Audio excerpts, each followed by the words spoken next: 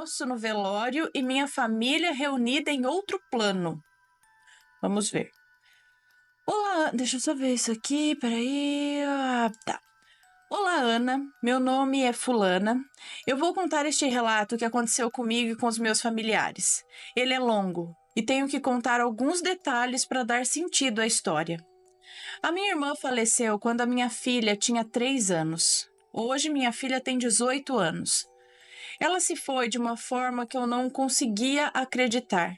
Ela ficou com febre, achou que era uma gripe forte, pois ela cuidava da minha filha para eu trabalhar. E a minha filha, na semana anterior, apresentou os mesmos sintomas: febre e dor nas pernas. E como ela ficava na casa da minha irmã, achamos que a minha irmã tinha pego a tal gripe dela. Quando minha filha ficou doente, a pediatra disse que era gripe. Ela tinha febre e dores nas pernas. Depois, descobriu-se que era anemia falciforme. Minha outra irmã, que também morava no mesmo quintal, queria levá-la ao médico, mas ela disse que ia tomar um chá e se deitar, e que no outro dia ela iria, caso não ficasse bem. Ana, de manhã, a minha irmã, que morava no quintal, desceu com um copo de leite quentinho para dar para ela, e ver se estava tudo bem, e se ela queria ir ao pronto-socorro. Quando ela chamou para servir o leite, viu que ela não estava respondendo. Estava respirando, mas estava toda travada. Não conseguia se mexer nem abrir os olhos. Foi uma correria. Meu cunhado e minha irmã, com a ajuda de uma prima, levaram-na ao hospital carregada. Ela não conseguia andar. Os médicos queriam saber o que é que ela tomou, pois ela tinha pressão alta, diabetes e tomava vários remédios. Fizeram vários exames, foi um corre-corre no hospital. Ela deu entrada já em coma. Saí do trabalho, fui correndo para o hospital saber o que tinha acontecido, tentar conversar com os médicos, mas não conseguimos falar naquela noite, pois havia uma pessoa gravemente ferida e os médicos estavam num corre-corre. Eu estava do lado dela, na sala de emergência, e acabamos sendo expulsas da sala, pela equipe que adentrou com uma pessoa em estado gravíssimo. A enfermeira me pediu para conversar com os médicos na parte da manhã, que já teria alguma resposta pelos exames que estavam sendo feitos. Pedi muito a Deus para não levá-la, mas infelizmente ela faleceu na madrugada do dia seguinte. Ana, eu não podia acreditar. Os médicos descobriram que ela tinha pego meningite, aquela que é fulminante, e disseram que se ela tivesse sobrevivido, ela teria muitas sequelas. Mas eu não conseguia me conformar. Eu achava que ela tinha sido enterrada viva. Não era possível a pessoa estar bem, ter uma febre e morrer no dia seguinte. Não era possível. Isso não podia ser verdade. Os fatos a seguir são a partir do dia do velório.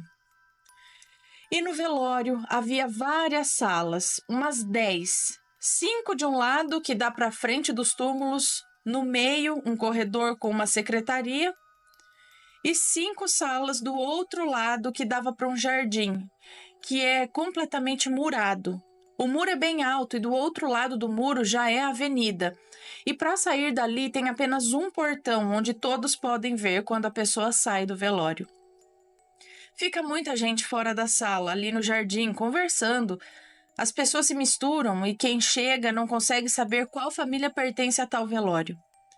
Nossa família é grande, mas pouco antes do enterro, eu vi um rapaz sentado no chão, em frente à sala do velório da minha irmã. Fiquei pensando se ele era parente de outra pessoa que estava talvez no velório ou em uma sala ao lado. Comentei, mas ninguém deu importância, pois ali havia muita gente espalhada. Não conseguia ver seu rosto. Ele estava com uma camiseta vermelha, tipo de time de futebol, e de boné branco, com a cabeça baixa nos joelhos. Pensei até que ele estava dormindo sentado. E chegou a hora do sepultamento. Todos foram saindo da sala e percebi que o rapaz ficou do lado do carrinho que descia a rua em direção às covas. Ele foi acompanhando até lá. Teve momentos que ele segurou a borda do caixão. Em nenhum momento eu vi o seu rosto. Comentei com as minhas outras irmãs para saber quem era aquele rapaz e ninguém sabia. Ficamos um pouco atrás, não queríamos ficar perto da cova, estava triste demais, e vimos que ele chegou bem perto do buraco e se abaixou. Ficou esperando descer a sepultura.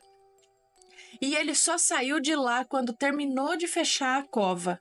Se levantou rápido e saiu. Tentei ir atrás, mas ele andava muito rápido, não conseguimos alcançá-lo. Era uma subida. Olhei para cima e vi o meu sobrinho, que estava um pouco mais à frente, a uns 20 ou 30 metros, subindo sozinho. Vi quando o rapaz chegou perto dele e colocou a mão no seu ombro. O abraçou, falou algo para o meu sobrinho e seguiu rumo ao velório, onde tinha mais gente para ser sepultada. Eu e minha sobrinha começamos a correr para alcançar o meu sobrinho e perguntar quem era aquele moço. Nesse momento, todos já se perguntavam quem era aquele rapaz. Quando alcancei o meu sobrinho, perguntei quem era o moço. Parecia que ele tinha uns 25 anos, mais ou menos. E ele disse que não tinha visto o rosto do rapaz. Meu sobrinho disse que estava muito triste e pediu para Deus dar um sinal de que a minha irmã estava em um bom lugar.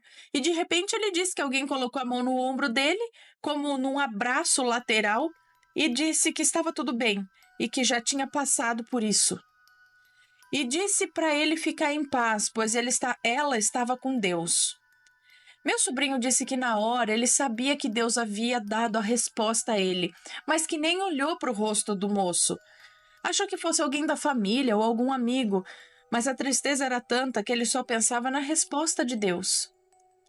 Enquanto ele falava, eu olhava o rapaz subindo a rua. Falei para o meu marido seguir aquele rapaz, que estava indo em direção à porta do velório novamente. Enquanto meu marido foi atrás dele, pela porta que dava de frente aos túmulos, eu e minha sobrinha demos a volta para esperar no portão da saída do jardim, onde era a única saída para todos que ali estavam. Nós estávamos próximos ao portão da saída para a rua.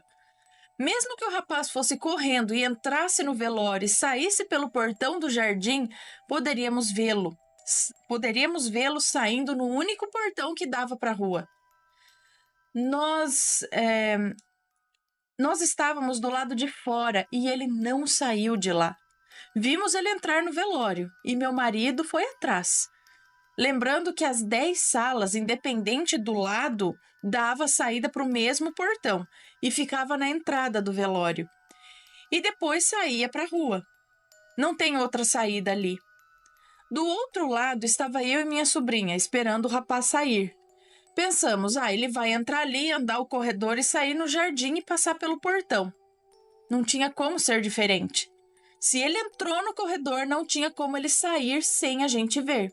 E se ele voltasse, o meu marido ia dar de cara com ele, pois o corredor da secretaria só tem essas 2 portas. Qual não foi a nossa surpresa quando meu marido saiu do jardim com o olhão arregalado, procurando o rapaz, olhando para todos os lados. Ele afirmou que o rapaz entrou pela porta do velório e seguiu no corredor da secretaria. E nós vimos. E como ele estava de camisa vermelha, não tinha como perdê-lo de vista. Meu marido disse que estava de olho nele, num piscar de olhos ele sumiu. Então, meu marido seguiu o corredor da secretaria e saiu no jardim, onde nós já estávamos de prontidão. Meu marido já chegou perguntando, o cara passou aqui? Não, não passou, eu disse. Nós estamos aqui na porta e ninguém saiu.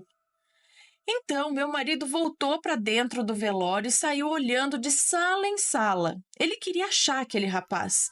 Se o rapaz estivesse lá, daria para ver, pois a camiseta dele era vermelha, era chamativa. Não tinha como se esconder. Enquanto ele entrou, nós saímos para a rua. Do lado direito e esquerdo, apenas o muro do cemitério. Minha sobrinha disse que se ele tivesse saído, nós o veríamos, pois o muro é extenso e é uma reta só, uma avenida longa. Nem tinha como se esconder ou entrar em algum lugar. Era apenas muro e rua. E lá fora ele não estava. Ficamos todos abismados. Não encontramos ele. Esperamos todos subirem para irmos embora. Ninguém soube dizer quem era aquele rapaz.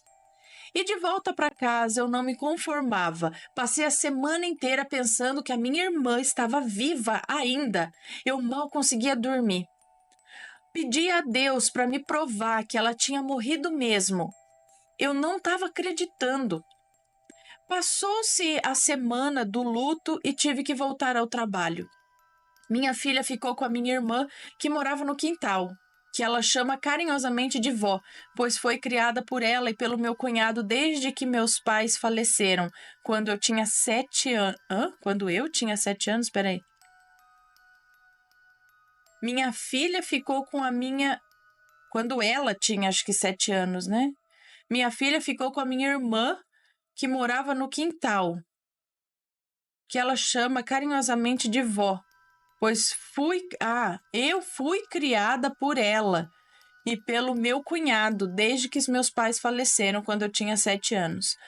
E todo dia, quando eu chegava, eu perguntava para ela como foi o seu dia e quem estava na casa da avó. Isso já era de costume eu perguntar, mesmo antes da minha irmã falecer. Então, ela respondia: a avó, o vô, a cachorrinha, o tio e a tia falecida. Eu perguntava para ela como foi seu dia e quem estava na casa da avó. Ela respondia: a avó, o vô, a cachorrinha, o tio e a tia. Só que a tia era falecida já. E eu dizia: mas a tia estava fazendo o que lá? E ela dizia: ela estava lá sentada no sofá, no cantinho. Ana, todo dia era a mesma resposta. Um dia na sala, outro dia estava na cozinha. E às vezes, quando a minha filha estava brincando no quintal de casa e eu limpando a casa, ela me chamava aos gritos: mãe, vem ver, olha. E eu largava o que eu estava fazendo, saía correndo para o quintal. E ela apontava o dedinho para cima e falava: ali, olha, tá voando. E eu dizia: onde? E ela mostrava: ali. Voou. A tia foi embora. E aí ela voltava a brincar. Eu acreditava nela, pois ela tinha 3 aninhos. Não tinha como ela inventar uma coisa dessas. Era muito espontâneo o que ela dizia.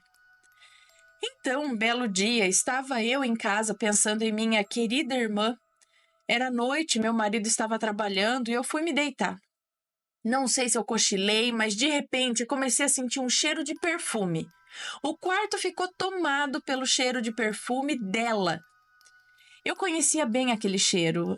Ana, eu estava paralisada. Eu não estava sentindo medo dela, mas eu não conseguia me mexer e isso me deu medo.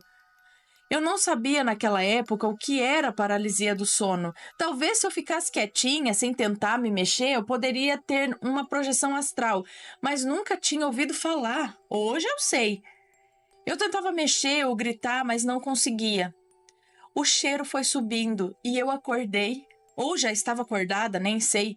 Dei um pulo da cama e acendi a luz. O meu medo não era dela, mas da situação de estar presa sem poder me mexer. Voltei a dormir com as luzes acesas. Nos dias seguintes, tive vários sonhos com ela. Inclusive um deles, a minha outra irmã estava presente. E quando fui contar o sonho, ela terminou de me contar e disse que tinha sonhado a mesma coisa. Inclusive me disse qual vestido a minha irmã usava. E era o mesmo que eu tinha visto no sonho. Eu queria falar com ela, para que eu pudesse acalmar meu coração. E perguntar se ela tinha morrido mesmo. Aquela sensação de que ela tivesse sido enterrada viva não saía da minha cabeça. Então, uma noite, hoje eu sei, tive uma projeção astral.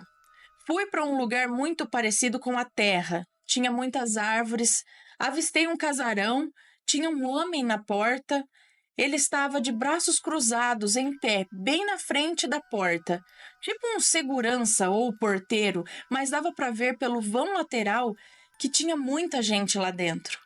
Vi meus parentes falecidos, minha tia que faleceu há mais de 30 anos com o meu tio, conversando e sorrindo, sentados à mesa posta.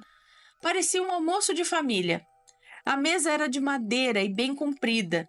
Tinha muita gente e todos falecidos. Perguntei ao homem da porta: mas eles comem? E o moço falou: sim, eles comem, e sorriu. Pensei eu, gente, como assim? Pessoas falecidas almoçando? E vi minha irmã passando, e ela parecia brava comigo. E na hora eu disse, moço, olha minha irmã, deixa eu entrar. Por que ela tá brava? E ele disse, ela tá brava porque você tem medo dela. E eu disse, não é isso, eu não tenho medo. E os meus pais estão aí? E ele disse, sim, todos estão aí. Então eu disse, me deixa entrar, eu preciso ver os meus pais e a minha irmã. E ele disse, sim, mas antes você precisa ir ali naquela fila, e apontou o dedo. Olhei para trás e vi 2 filas que se perdiam de vista. Uma fila de homem e outra de mulher. Tinha um caixão duplo, tipo um caixão grande dividido ao meio. Fui em direção ao caixão e o homem me disse que eu deveria sentar no caixão, colocar as mãos no peito, uma em cima da outra, me deitar e fechar os olhos, e só abrir quando ele mandasse. Do meu lado esquerdo tinha um homem que fez o mesmo procedimento. Era de 2 em 2, um homem e uma mulher. Ana, coloquei as mãos no peito, me deitei e fechei os olhos. No fundo, eu já sabia que se eu não me levantasse, eu poderia entrar na casa, porque eu teria morrido. Fiquei com os olhos fechados e ouvi o homem dizer, já pode se levantar. Ana, eu sentei no caixão, olhei para o lado e vi que o homem continuou deitado. Na hora, percebi que ele tinha morrido. O homem que estava em pé disse, pode levar ele. E no mesmo momento, ouvi o som da campainha na minha casa. Acordei assustada com o barulho, vi que estava na minha cama e desci meio atordoada para ver quem era que estava na minha porta. E não era ninguém. Entendi que a campainha tocou para que eu pudesse acordar. Foi muito real. Lembro-me de todos os detalhes e o resto das pessoas na fila do caixão. Vi uma mulher com um pano branco na cabeça e um rosário nas mãos. Parecia fazer oração. Não me esqueço. Depois de muito tempo, o filme Nosso Lar foi lançado. Eu me arrepiei vendo o filme que me lembrou muito tudo que vi naquele lugar, inclusive quando foi falado da sopa. Eu não sei se você assistiu, mas eu acredito que eu estive lá. E nossa família estava reunida nesse lugar. Depois disso, eu consegui aceitar que o tempo dela aqui na Terra tinha chegado ao fim. E que a morte é só do corpo, pois o espírito ainda vive. E toma sopa. Obrigada, Ana. Desculpe os erros e obrigada pela paciência. Um beijo para todos. Amo vocês. Um beijo para você. Muito obrigada pelo relato. Então, são coisas que mostram que parece que a vida continua, né?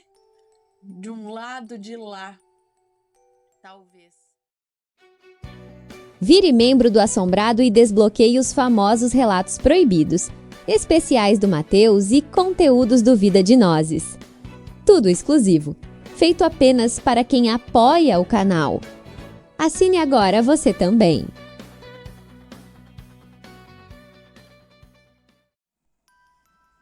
Pronto? Ó, pessoal, hoje eu fui lá no fornecedor buscar produtos, tá? Vários tamanhos também, tinha acabado de camiseta Abdução. A belíssima Egito Ufológico. O que mais? A mais vendida Mateus. Gato. Lobisomens. And last but not least, Vingança da Vaca. Vingança da Vaca, tá?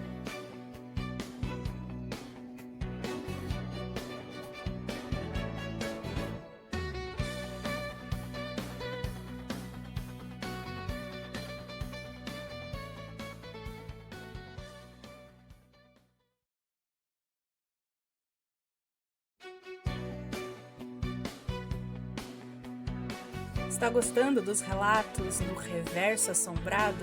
Então não se esqueça de deixar o seu like. E é claro, se ainda não for inscrito, se inscreva.